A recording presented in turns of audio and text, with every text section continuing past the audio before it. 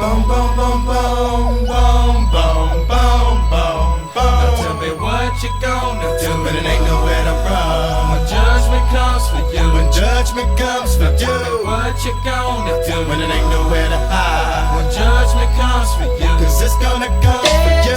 Making it for water, easy, see some for Charlie. Little boo for God's got him. And I'm gonna miss everybody out of roll and flow like I looked at a wild flag. And play for dust and they play too deep for beach side. Little legs I came to be. Tell me your feature deceased, would it please? Marry me by my grand way. You can't go follow God bless you, working on a plan to heaven. Backbone Wrestling Network. Welcome back to the CrosUp, your weekly look back at the week that was in professional wrestling.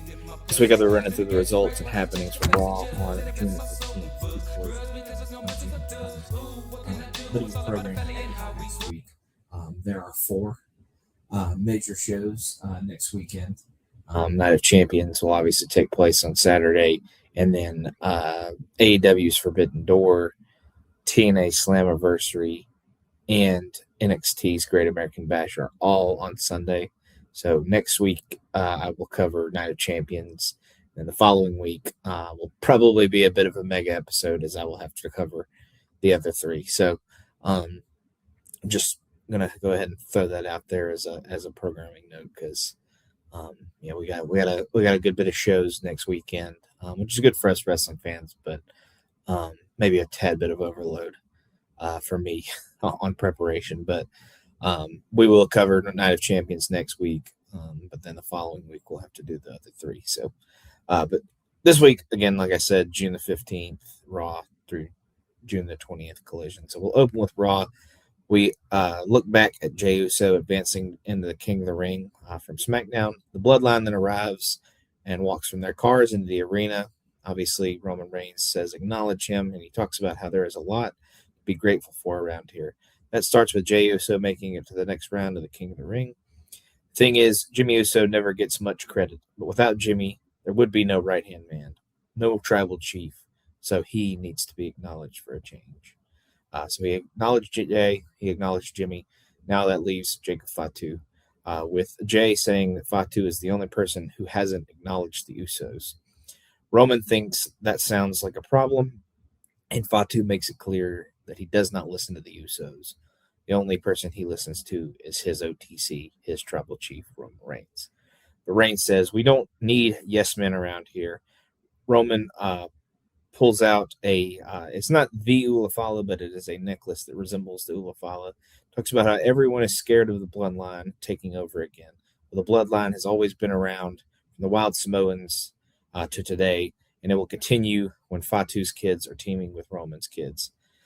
Roman officially welcomes Fatu into the bloodline and puts this maybe new version of the Ulafala around his neck.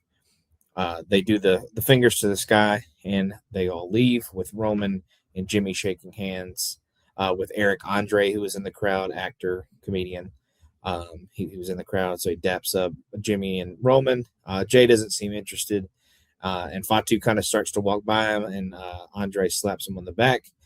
This causes Fatu to grab him, bring him inside the barricade, throws him in the ring. Roman has to cut Fatu off from a big splash, but Fatu ends up doing the splash anyways. Reigns seems kind of intrigued by the idea that this happened. He seems kind of happy. And he even asked Fatu to do another splash. So Eric Andre gets two big Fatu splashes from that. So pretty interesting way to end that segment, but pretty much officially indoctrinating Fatu into the bloodline now, as he has this new version of the Ulafala. And obviously Eric Andre getting his ass beat out of nowhere. He has a movie coming out, or it may have already come out, with John Cena. So I think that's kind of why he was in the crowd. So, but we move from there. We go to our Queen of the Ring semifinal. Io Sky defeats Raquel Rodriguez via pinfall following the over the moonsault. And this advances Io to the finals of the Queen of the Ring. We will see who our opponent is when we get to SmackDown later on. We look back at Judgment Day's cheap shot on Obafemi, failing miserably last week. Liv Morgan tells Roxanne Perez that the focus should be on Liv and Dom now, that they're the only ones left in their respective tournaments. Liv goes in to see Danhausen, revealing a Danhausen shirt that she's wearing. Danhausen says, "I hope you paid for that." She seems to offer something in exchange for cursing maybe some people in the tournaments for them, but he wants so many human monies that she just leaves and ends up bailing on the idea. And Danhausen even says, "Thank you, Olivia," when she leaves, so calls her by her government name. We then get some more Danhausen. We look at a trailer for a Danhausen documentary on cursing Stephen A. Smith and then uncursing the New York Knicks. He actually cursed the Knicks, he cursed Stephen A. They went on a losing streak, and then he uncursed the Knicks, but not Stephen A. And they went on to have a really long winning streak, and they even won the NBA championship. So Danhausen, the number one man around New York Knicks circles, of course. We then have Seth Rollins. He is ready to end things with Braun Breaker for good at Night of Champions, and this time they will do it inside of a steel cage. We then have Adam Pearce. He is him and Lyra Valkyria have seemingly agreed to something, and Lyra can't wait to tell Bayley. Lyra leaves, and then LA Knight comes in and points out everything that happened on SmackDown went exactly how he said it would. LA Knight is going to fix things his own way tonight since Pearce can't seem to control the bloodline. We then look back at Penta beating Rey Mysterio last week with Rusev attacking Mysterio after the match and Chad Gable making a save. Gable then talks about he realizes he's been wrong for a long time in the last year. Tonight he's going to take care of Rusev, but there are some other people he needs to apologize to. As he leaves, he eventually runs into Maxine Dupree, and she's talking to Austin Theory, so obviously that may be one person that he needs to apologize to, but she's seemingly maybe fading towards the dark side with the Vision, so we'll see if that continues to go anywhere. They don't say anything to each other. They kind of just glare at each other. But then we go on, and Chad Gable defeats Rusev via submission with the ankle lock. After the match, the Ethan Page and Rusev then beat down on Gable with Rey Mysterio and Dragon Lee eventually making the run-in and the save. We then have Roman Reigns. He tells the Usos that he called an audible with Jacob Fatu because sometimes you need to change the play. Roman doesn't like LA Knight either, so Jey Uso needs to deal with him. But Jimmy says, actually, I've got it, and he will take care of LA here in a little bit. We then get a big Braun Breaker vignette talking about Seth Rollins and his cage match at Night of Champions. He is ready to hurt Seth Rollins and put him out permanently. Because when you put a dog in a cage, there's nothing you can do to control him. We then go to LA Knight. He comes out to cut a promo. He lays down in the ring and says this is exactly how things ended for him on SmackDown. He could have laid there all night, but he had to get to Baltimore because he is actually from Maryland originally, is what I meant to say there. But no, he's not going to be the king of the ring. But what matters is he is home. He's used to being against the odds, but because that's what he does, just like he's doing against the bloodline currently. That's what happened on Friday, and this brings out Jimmy Uso. Uso knows Knight has issues with the bloodline, but that was years ago. Knight thinks Solo Sikoa is back in the bloodline, but Jimmy says that's not what's going on. Jey Uso then comes out and says that Jimmy is right. Sikoa is not part of the bloodline.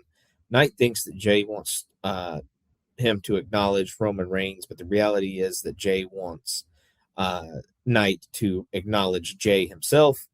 That's not what LA expected, but he acknowledges Jey, but he acknowledges that Jey can kiss his ass.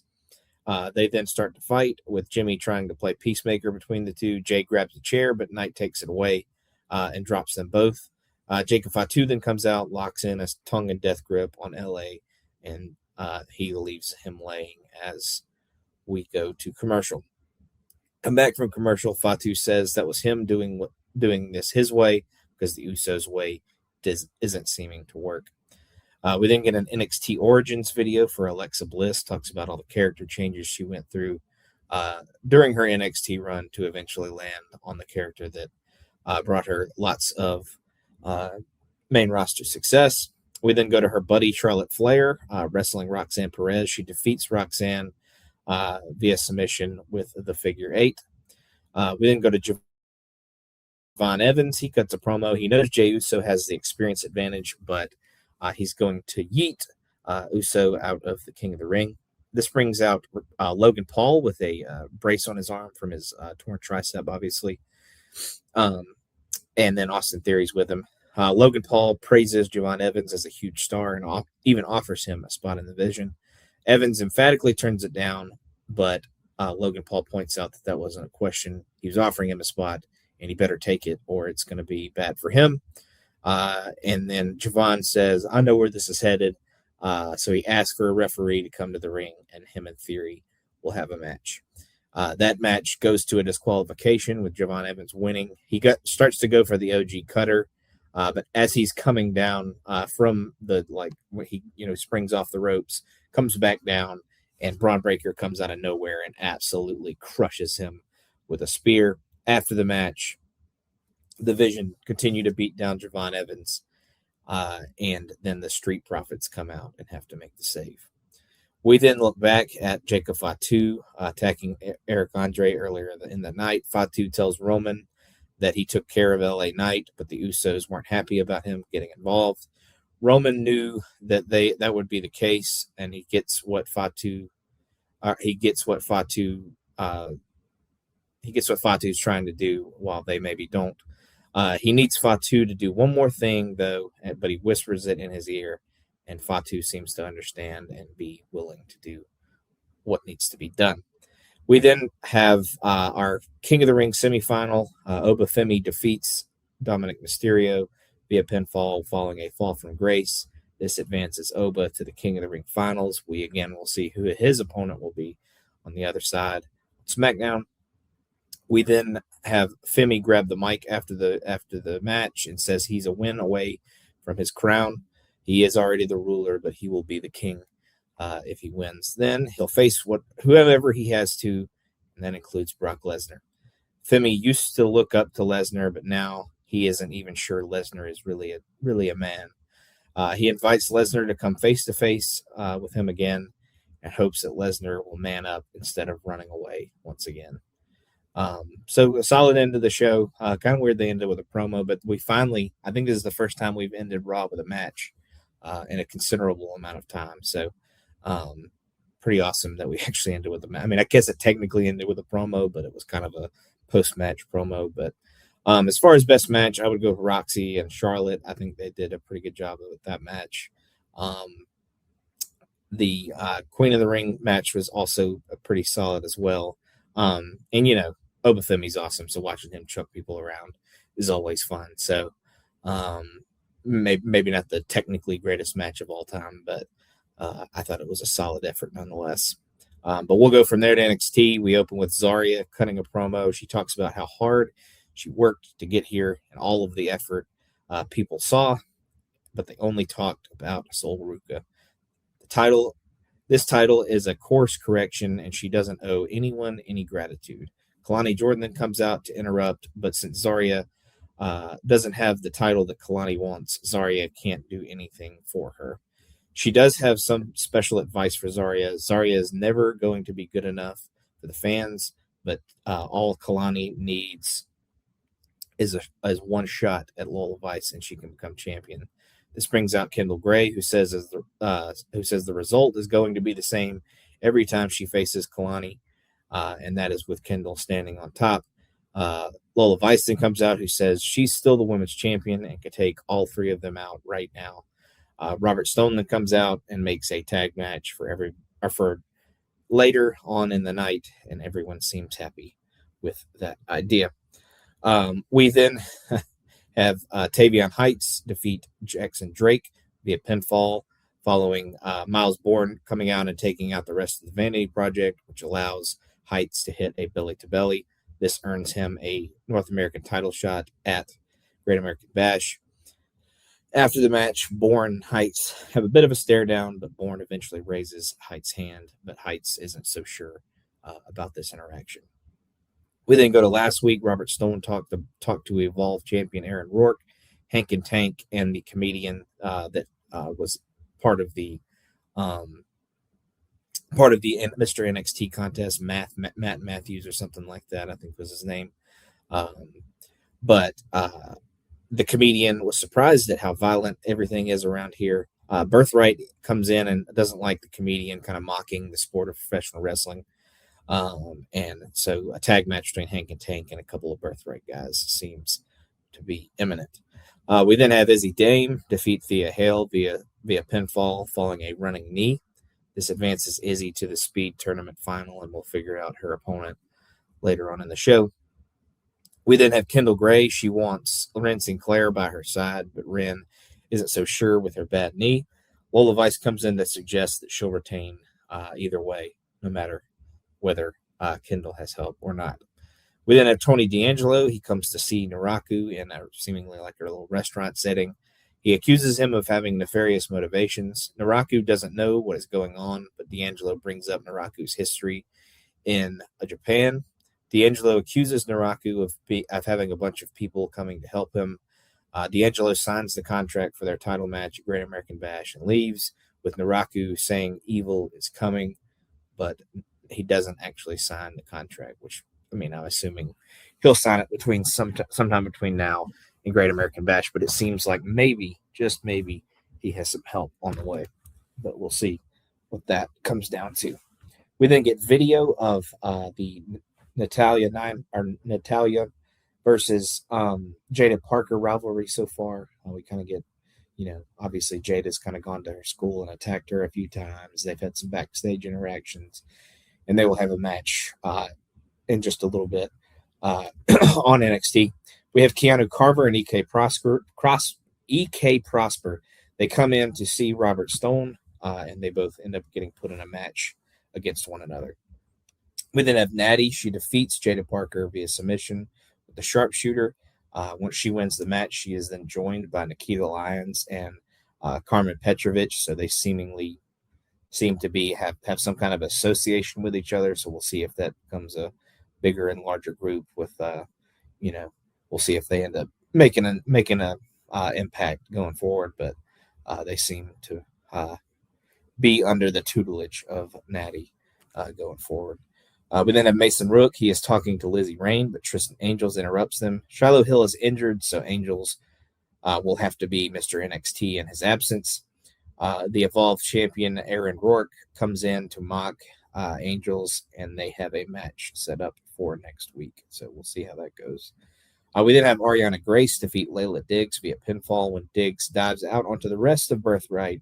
But as she comes back into the ring, Ariana catches her in a small package, and that gets her the win. This puts Ariana in the finals of the Speed Tournament against Izzy Dame, so we'll see which of them wins and takes on Ren Sinclair whenever she is cleared to wrestle. We then have Noam Dar. He talks to some of the new stars, Dorian Van Dukes, Sean Legacy, and Romeo Moreno. But he says Romeo Moreno is going to be his permanent partner going forward. Obviously, they had a big match against Fraxium the previous week. But Dorian Van Dukes and Sean Legacy are off to find partners and possibly partners so they can be opponents in the future. So we'll see. That they may be partners, they may be against each other. We'll see going forward, but it's better to use these guys in tag teams now so they can see if that's kind of their bag or we'll see. We'll see how they end up kind of going along. We then have Tate Wilder. He talks about injuring his finger a few years back, but it's just made him go after success that much more. So just continuing to build him up through promos and such. We then have Saquon Sugars. He talks about growing up in a rough neighborhood and how he had to get into wrestling to escape. Then he joined Dark State, who kept chipping away at the good things he was doing. Now he's out, and he's ready to face Deion Lennox. And then we got our main event where Kendall Gray and Lola Vice defeat Kalani Jordan and Zarya when Tatum Paxley comes out to distract Zarya, allowing Vice to hit the spinning back fist to get the pinfall. After the match, Kendall and Lola show some respect, but Paxley in the background dives out onto Zarya. So That scuffle's kind of going on, and then Kalani comes back in for a distraction, and Kendall tries to strike her, but that's accidentally ends up hitting Lola instead, and she actually is like, oh, okay, that happened, and then she poses with the title over her head. So obviously, just adding a little bit more juice to that match. But the main event was the best match for me. The women continue to shine. Natty and Jada was actually really good as well, but I kind of low key hate Natty, so I can't. Well, it might not be low key, but I can't give her match of the night. I just can't do it. I'm sorry. Even if it was better deep down, but the main event was really good as well. So definitely check those two out. We'll then go to Dynamite. We have MJF and the Don Callis family. They're in the back. MJF is bragging about his abilities, and now he's ready for Mark Briscoe and his gaggle of misfits. Other than that, though, he's ready for Will Ospreay, who needs to realize that it isn't 2024 and time has passed Ospreay by. As for Briscoe, I guess he's kind of riding off Swerve. As for Briscoe, though, it's hilarious that he thinks he has a prayer to win the match tonight or at Forbidden Door. Callis introduces the rest of MJF's team, which will include Kevin Knight, Kyle Fletcher, Jake Doyle, Kazuchika Okada, and Andrade El Idolo. Hell of a team, but Andrade isn't happy with the move. Don calms him down again and tells him to do the match, and we'll talk about his title shot later on. We then have Kenny Omega defeating Tony Nese in a squash via pinfall, following the V-trigger and one-winged angel. After the match, Omega gets the mic, but TMDK, a.k.a. Zack Sabre Jr.'s group from New Japan, comes out. The three of them get in the ring, so Omega sees that the numbers are against him, so he hops outside the ring onto the ramp, and then Jack Perry and the Bucks come out to back him up. Omega explains that no one knows what TMDK means anyways, but he's ready for Zack Sabre Jr. at Forbidden Door. We then look back at the War Dogs, beating the Young Bucks at Collision. We then have Brodito defeat the Death Riders, represented by Daniel Garcia and John Moxley, when Bandito hits the 21-plex on Garcia.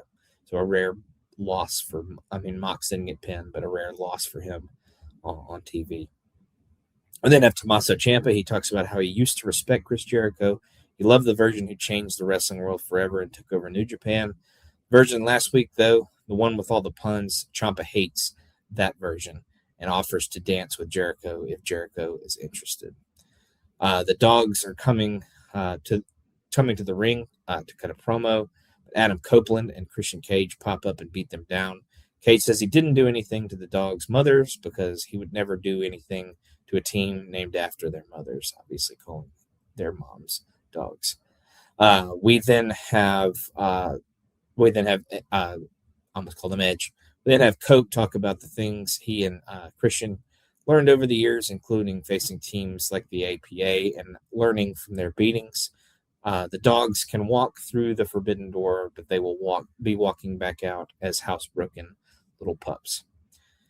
We then get a promo from the Starlight Kid, who will be taking on Tekla. She is from Stardom. She'll be representing Stardom to come in and hopefully beat Tekla to kind of get some respect back on the company's name. Tekla then responds and talks about doing everything the Starlight Kid did, and she got fired from Stardom. Now it's time for Tekla to beat the Kid and take her mask. We then have Bandito. He is really happy with his win, with him and Brody King's win over the Death Riders. Bandito wants to face John Moxley for the Continental Championship at Forbidden Door.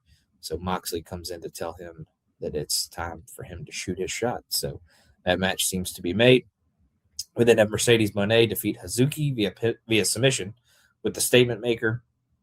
This advances Mercedes to the finals of the Owen tournament for the second year in a row. So we'll see if she can go back-to-back.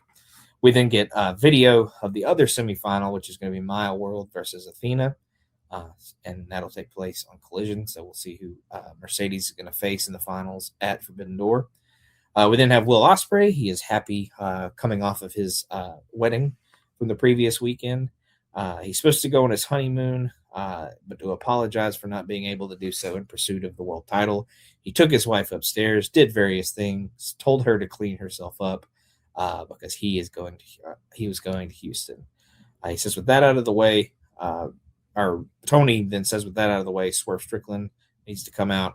Prince Nana mocks Tony Schiavone's suit. Swerve says it's been a while, and Ospreay says the look on Strickland's face says different. Actually, Swerve thinks that Ospreay has changed because no one knows why Ospreay is with the Death Riders. Ospreay says people need to let it go because he's training with them, and the training is working. That night where the Riders hurt him, though, he didn't see Swerve anywhere either. Then they agreed to help Hangman Page get the world title, but where was Swerve there again? So where was Swerve? So he's obviously calling Swerve out for not being there over and over. Before he can speak, Ospreay takes the mic and says his own dream is bigger than Swerve's explanation. Their match is going to be the semifinals of Ospreay's World Cup. Swerve threatens to take Ospreay out and ask where Hangman is now. After everything they did, Hangman is just gone, and now Swerve is supposed to step aside once again. Swerve is ready to get his title back because he's better than Ospreay on his best day. Ospreay shoves him down, so Swerve gets his chain out. Death Riders then come out, and Swerve says Ospreay has really changed and kind of cowers away because he doesn't want to get a probably 6 or 7 on 1 beatdown. So we'll see what they continue to do ahead of their Owen Hart final. So Ospreay and Swerve, obviously a big match coming at Forbidden Door. We then have Chris Jericho. He wants to go face-to-face with Tommaso Ciampa on Collision. Will Ospreay yells at Daniel Garcia in the back when Jon Moxley comes in to ask if Ospreay feels in control. Moxley tells him he can't lose control now, and Ospreay eventually lets go of Garcia. MJF and the Don Callis family then come to the ring for the main event, but Mark Briscoe and the Conglomeration pop up on the big screen. Obviously, Orange Cassidy, Roderick Strong, and Kyle O'Reilly are going to be on his team, but they will also be joined by Konosuke Takeshita and Darby Allin. So, obviously, Darby has some history with MJF as well, obviously having just feuded over the world title with him. So, we'll see what kind of effect they can make on the team. But I believe this match was for maybe advantage in this. I don't know if they're doing it war game style or if it's just kind of all in at once. But this match, they did a 12-man tag to kind of do a preview for the cage match.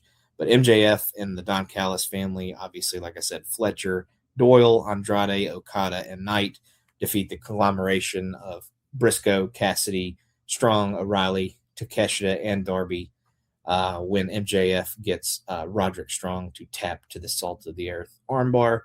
After the match, the faces are beaten down with Andrade and MJF almost getting into a fight. That's broken up by the rest of the Don Callis family. And then Briscoe gets a shot to the face from the Dynamite Diamond Ring from MJF. So the heels stand tall to end the show. Really hot finish, really chaotic finish to that show for sure. But Mercedes versus Suzuki was a really standout match. I definitely think if you check nothing else out this week, I would probably check that one out because it was a really strong effort by both ladies. If you know me and I'm hyping up a Mercedes match, you know it has to be pretty good because, again, she's not my favorite in the world. So, but we'll go from there to Impact. We have Xia Brookside come out to cut a promo to start things. She finds it amazing that the people think she did something wrong. Everything was always supposed to be about her, and then it became about Lei Ying Li more and more every week. Brookside should have done this a long time ago, and Lee never saw it coming. That's because Lee is just a dumbass, and this brings out Lei Ying Li, of course. She isn't impressed and rants in Chinese, which doesn't bother Brookside, probably because she doesn't understand what she's saying. They then start to brawl, but Lei Ying Li ends up beating up more security than Brookside, as Brookside kind of escapes. So she gets a few shots. They get a few shots in on each other, but security quickly splits them, and Lei Ying Li ends up beating up more security than anybody. We then get Mike Santana. He is ready for his tag match tonight. and he's also ready to face Nick Nemeth at Slammiversary. Yeah, Nemeth attacked him last week, but at Slammiversary, he'll spin the block and retain the title. Casey Navarro then comes in to say that they have to win their 6-man tonight, and Santana says he's ready. They then do go on to win that 6-man. It's Mike Santana, Nick Nemeth, and Casey Navarro. They defeat the Great Hands and Mustafa Ali when Nick Nemeth hits a double danger zone on each member of the Hands and gets the pin. After the match, Ryan Nemeth runs in to go after Santana, who hits Navarro by mistake, and then Nick takes Santana out once again. When they come back from commercial, Nick comes up to Navarro and says he knew that they couldn't trust Santana.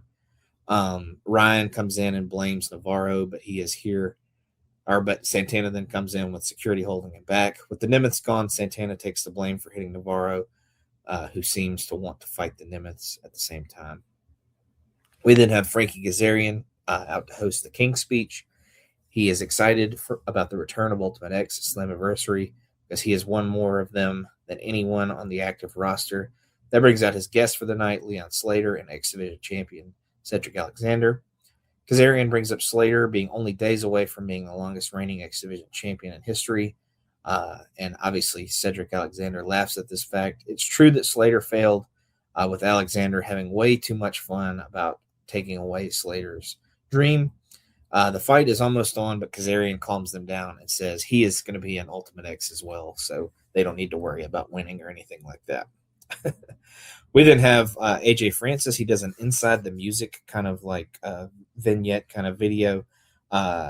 Francis talks about how much he wanted to be in music throughout his childhood and early adulthood and stuff like that. And now he owns the rights to everything Elijah has ever done. So we'll see where that continues to go.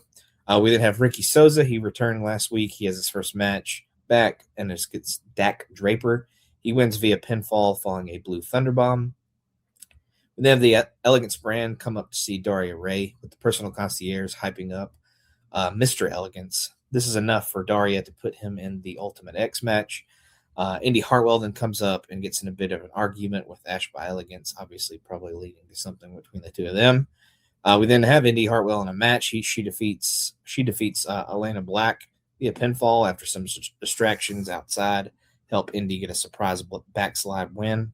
After the match, the brawl is on with Mara Sade and Hartwell clearing the ring of Ash and Elena.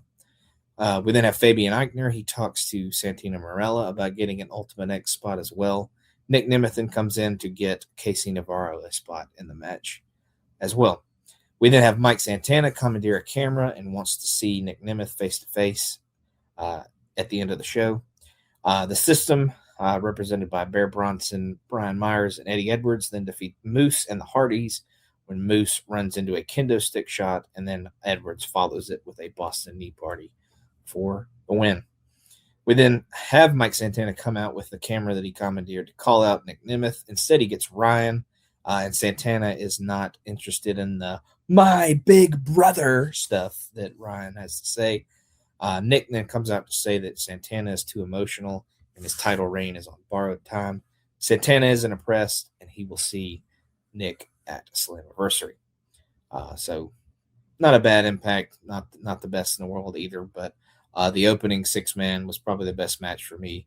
I say this with a lot of people, but if Mustafa Ali's in a match on a show, odds are he's probably going to be in the best match, and that was no different this time. So we'll go from there to SmackDown. We recap Gunther challenging Cody Rhodes for the world title.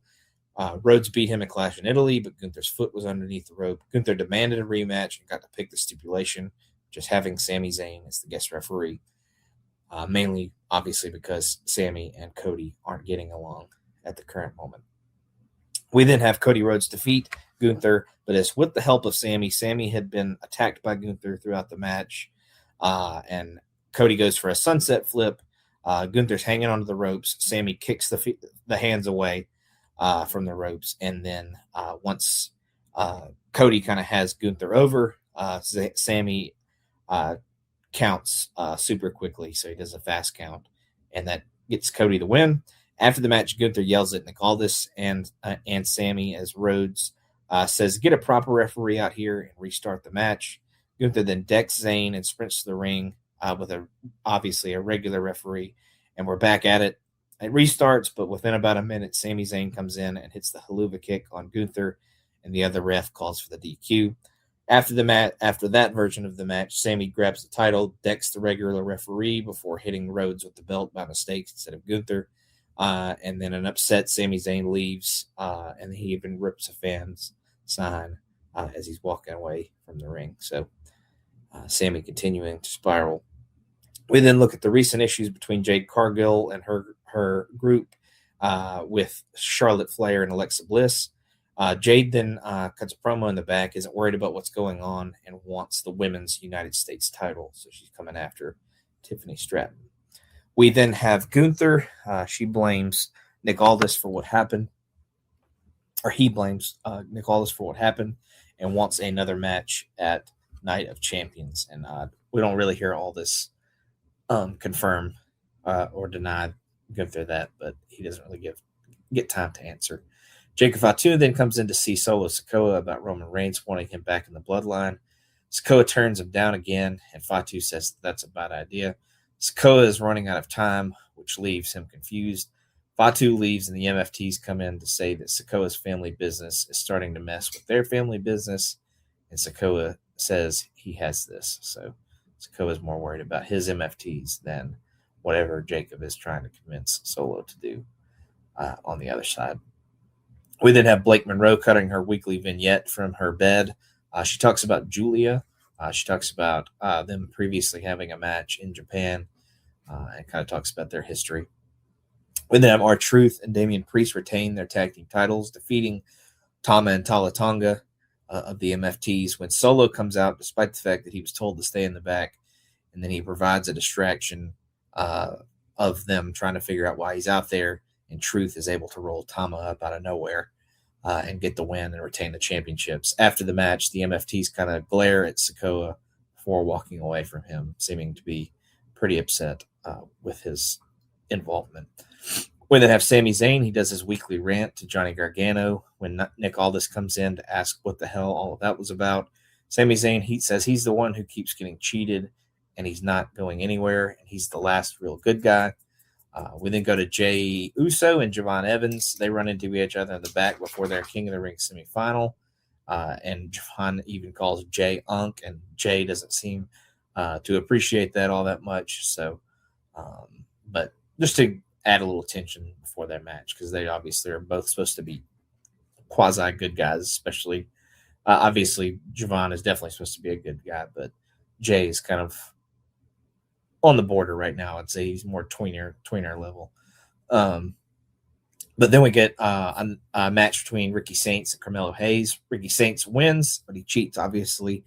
He reverses a first 48 attempt, and he kind of kicks Carmelo out of that into an exposed turnbuckle, and Ricky Saints is able to capitalize from that situation. We then have Cody Rhodes. He comes in and says he obviously is okay with Gunther getting another shot. He not only wants that, though, but he wants it to be a triple threat. He says that's the only way we fix this situation is to not only give Gunther a title shot, but Sami Zayn as well. We then get Charlotte cutting a promo, hyping up her Queen of the Ring tournament match, and she is ready to win her 15th World Championship. We then look back at Danhausen being discussed and with the whole New York Knicks run and then winning the championship. Danhausen going from nothing more than a comedy goof to being discussed on the Tonight Show as well as ESPN is obviously insane. But it's if you do it's one of those things. If you kind of give a character some rope, you can kind of let them go and do their own thing, and obviously it's caught on. Danhausen is then shown doing experiments in the back, and he's still with The Miz and Kit Wilson. They're both completely fried from being electrocuted, obviously. Then Los Garza's come in and says they are mad that Danhausen didn't help them win their bets. They had money on the NBA Finals on the Spurs, and obviously Danhausen didn't help them. by continuing to uncurse the Knicks. But Matt Cardona comes in to clear them out for a little bit. Danhausen says, "Thanks, Zack Ryder." And then he corrects him. And then he touches the Miz, which gives him a bit of an electric shock. And, when he gets shocked, he goes, "Woo, woo, woo." And then Danhausen asks if Cardona is okay. And, of course, in classic Zack Ryder fashion, he says, "You know it," when he asks if he's okay. So obviously, these electrocutions from Danhausen's situation he's got going on reverts people back to their old gimmicks, because even Miz throughout this says "hoorah" like he used to way back when he was first kind of coming up. We then have Finn Balor. He comes in to see R-Truth, who talks about dragons, Rikishi, and the Wild Samoans. He helps. He says he'll help Balor when he needs it, because when your Judgment Day for life. Damian Priest then comes in and says he's out of any celebration that involves Finn Balor, because he doesn't celebrate with people he doesn't trust. R-Truth doesn't get why. R-Truth thinks he doesn't trust him, and he doesn't get why Priest doesn't trust him, because they are partners and tag team champions together. So another funny segment for R-Truth here. So, obviously always bring in the comedy goods. We then have Jey Uso defeat Javon Evans via pinfall following a spear and Uso splash. Uso will now take on Obafemi in the King of the Ring finals. And after the match, Jey Uso daps up Javon Evans and gives him some respect, obviously admitting that he thinks that they just had a good match and he sees some potential in Javon going forward. Jacob Fatu then goes to see Solo Sikoa again, who thinks Roman Reigns sent Fatu here to mess with their business. If Roman keeps messing with Solo's business, then Solo is going to come to Raw and mess with his. We then have Julia. She wants to face Kiana James next week in London, where she was born. I think she talks about her heritage and stuff like that. Obviously, she's part Japanese. She's part Italian, but apparently she was born in London. So kind of talks about her whole, kind of upbringing and her heritage and all that kind of stuff, and where all the places that she's been. So obviously wants to get some revenge in her hometown next week. So we then have Tiffany Stratton. She is ready to defend the women's U.S. title at Night of Champions. But when Chelsea Greens comes in to offer her some help, Tiffany Stratton appreciates it, but she once again tells her that they are not partners and they will not be in any future that she sees. So we then see Liv Morgan talk about how Charlotte is always talking about her success because she lives in the past, but Liv Morgan is the present, and she will be the next Queen of the Ring. We then have Paige and Brie Bella. They are ready for Bayley and Lyra Valkyria next week on Raw. Obviously, that's what Lyra was so excited about. We then have Fatal Influence. They blamed their loss last week on the referee, so they want yet another chance. So whoever emerges from the match on Raw, obviously, they want the next crack at. Jey Uso and JC also challenges Paige next week for SmackDown, so we'll see how that goes.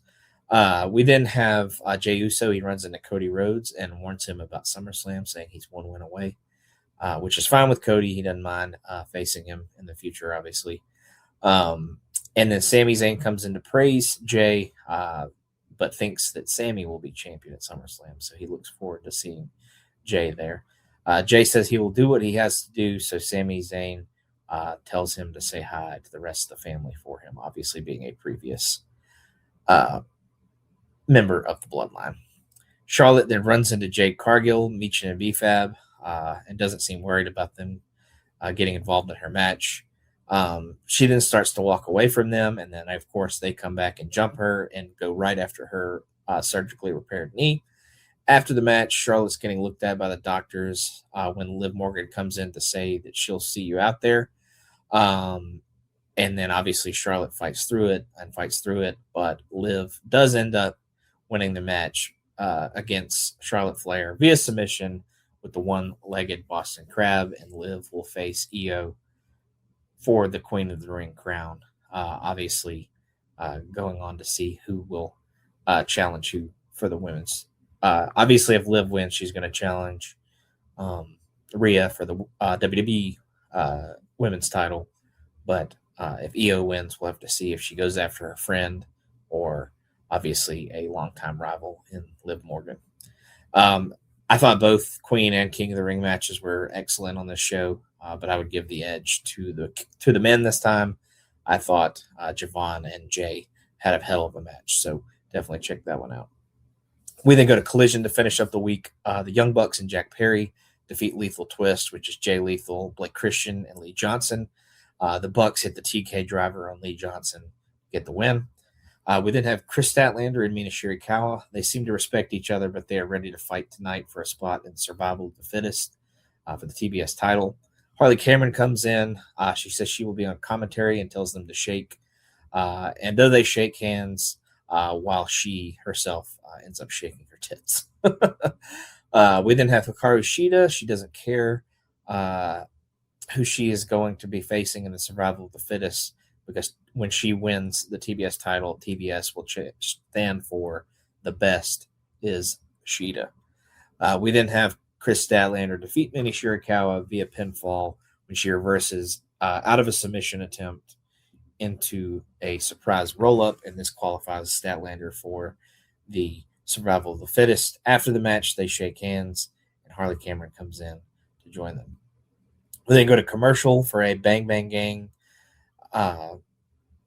commercial for their spay and neuter clinic. Obviously, they're continuing to go after the dogs, even though the dogs are more focused on Cope and Cage at this point, but they're continuing to kind of mess with the dogs with these promos for their spay and neuter center.